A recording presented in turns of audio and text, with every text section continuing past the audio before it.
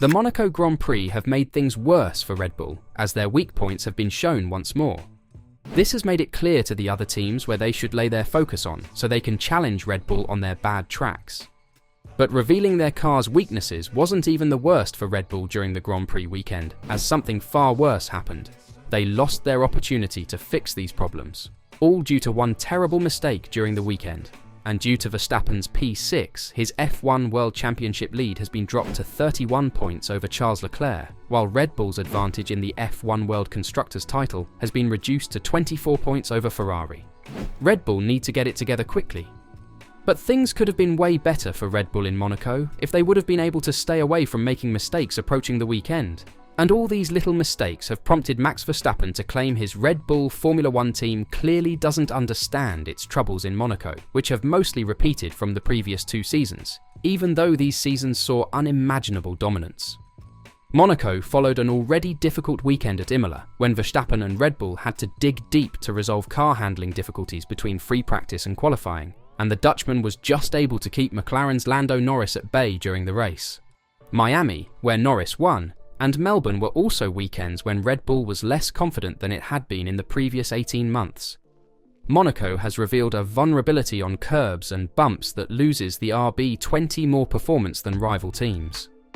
That shortcoming remained basically unchanged from last year, but the RB19's supremacy allowed it to compensate for it on practically every circuit, with the exception of a bad weekend in Singapore. However, the fact that Red Bull has yet to resolve its issues has raised some concerns, as Verstappen believes this demonstrates that the Milton Keynes-based team still does not understand how to repair it. It is a fundamental problem, so it is not something that will be fixed within weeks, Verstappen stated. Asked if that means it is an inherent chassis problem that won't be fixed before 2025, he replied, "We need to understand what it is, because we clearly don't understand it. But we will work hard to find the problem and then try to get rid of it. I don't know if we can do it this year, but hopefully for next year." With Ferrari and McLaren tightening the gap, Red Bull will be unable to get away with less than ideal weekends. This also means that circuits which Red Bull won last year will become more difficult to win on. Singapore is the obvious one, given Red Bull was utterly lost there last year. However, next weekend's Canadian Grand Prix in Montreal includes another rough layout that emphasizes curb riding but lacks the high downforce corners where Red Bull's RB20 could show its strength. "There are definitely a few tracks on the calendar that are not ideal for us," Verstappen stated. "Any track that is bumpy or you have to ride a lot of curbs, so the street circuits, will probably be a little bit tricky, but hopefully by then we have a little bit of understanding of what is going on." However, the triple world champion feels that tracks where bumps are less of a concern, such as the one to follow in Barcelona, will remain strong for Red Bull. "There are also some races that will suit our car again more," he stated, "but we know where we have to work on. There's one clear direction where I think we're still lacking quite a bit of performance, so if we can fix that, our car will be better in general on every single track." After Verstappen's comments, people were quick to ask the team, was Monaco simply an outlier? "Our race pace," analyses Horner, "was quite good in practice. Whether we can show that is another question, of course. We've just taken 8 poles in a row, and it was clear that this streak would end at some point. We knew that Monaco would be difficult, but building a car just for one track wouldn't make sense either. Expecting to win everything in a season like 2023 is ridiculous. 2023 was a one-off year. It won't be repeated so quickly," the team boss realizes. Verstappen understands that Monaco is the worst-case scenario for the RB20. The last 2 or 3 races were already incredibly difficult, but this is our worst track. There are just a few tracks where you have to drive over the curbs, and they are clearly not ideal for us, Marko adds. "When we get back to real racetracks, like Barcelona for example, we should find our old form again." Verstappen also believes, "I'm sure there will be races that suit us, but probably a few less than before. That's why we have to work hard on these issues. There is clearly an area where we are lacking a lot of performance," he criticizes. "If we can fix that, then our car will automatically be much better on all circuits." Eliminating the weak points of the RB19 with the RB20 was something that had actually been planned over the winter. "But that obviously didn't happen," said Verstappen. "First of all, we need to understand what exactly the problem is. At the moment, we clearly don't understand it yet. I don't know if we can solve it this year, but hopefully we can for next year," he says, adding, "We're not perfect. We need to work on ourselves and understand our limits better so that we can push them again."